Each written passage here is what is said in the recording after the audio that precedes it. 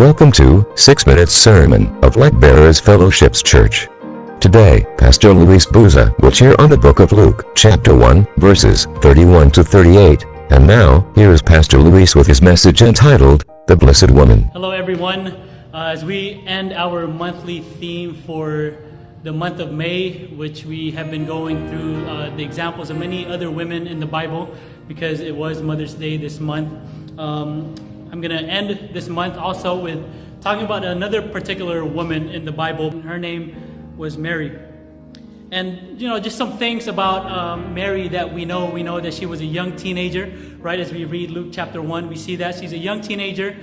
She came from a place that was insignificant, which was Nazareth. And we also know that she came from a family that was poor. But they were also honorable because they came from descendants of David. We also know that Mary was trained in scriptures and she knew them by heart.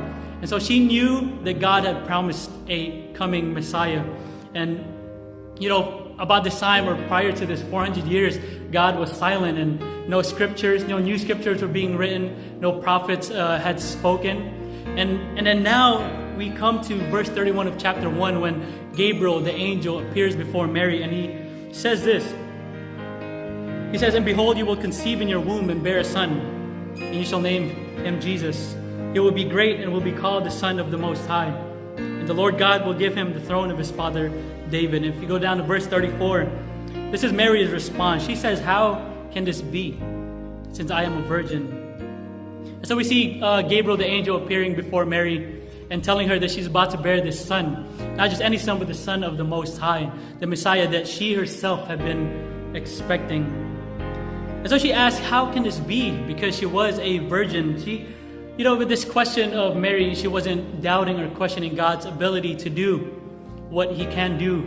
But instead, in her innocence, she was just simply asking, how will God do this? What would the means be? And I think this would be a great reminder for us in just looking at Mary's response is that we should always believe that God will do and can do what he says he will do. And if he wants to use you in a particular way, that God can use you. And what I like about Mary was that she was ready and available for God to use her. And she was expectant of what he's about to do. And I think we could be the same way. We should always be expectant of the great and mighty things God can do through you, no matter the way he chooses to do it. And as we move down the next few verses, we see more and more of Mary's character in her heart and just being available and being willing to be used by God. In verse 38, Mary describes herself in a particular way. She says, "Behold, the bondslave of the Lord." Bondslave here, or servant in other versions. We see the word servant several times in the scriptures. But this word that she used, particularly bondslave, is the lowest form of servanthood.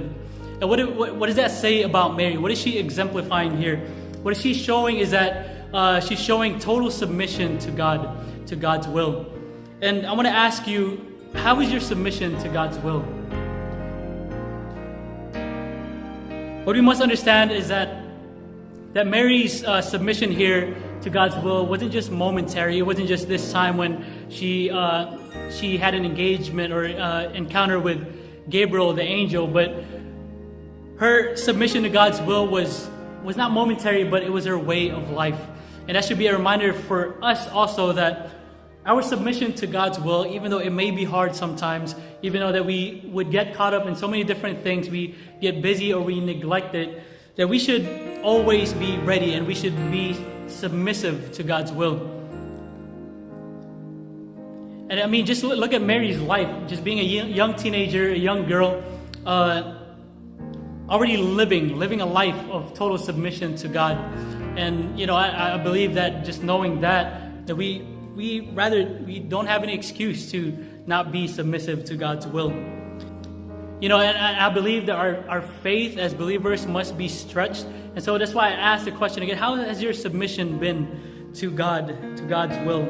Have you been available and willing to serve God at any cost? When was the last time you actually took a risk for God? When was the last time you could actually say that you practiced radical faith? Now keep putting yourself in Mary's situation, in her place.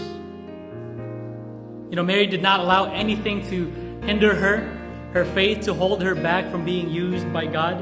And I want to ask you, I know there are some things that could hinder us from being used by God, by fully serving God, by being submissive to Him. And I want to ask you, what are some of those things that are hindering you? And I think it's okay to ask ourselves that question, to be able to evaluate our lives. What are some things that are hindering you from being used by God? And sometimes, we could look back, we could evaluate our spiritual lives, and I think it's okay to ask sometimes, what happened? What is it that we've been lacking faith in God? What is it that we haven't been responding to God? Or what is it that we've given up? Or what is it that we've stopped praying for a particular person or a particular prayer request? For Mary, we know the outcome, we know the story.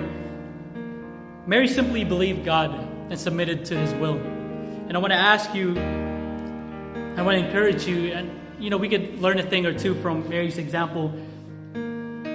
How has your submission to God's will been lately? Submit to God and to God's will.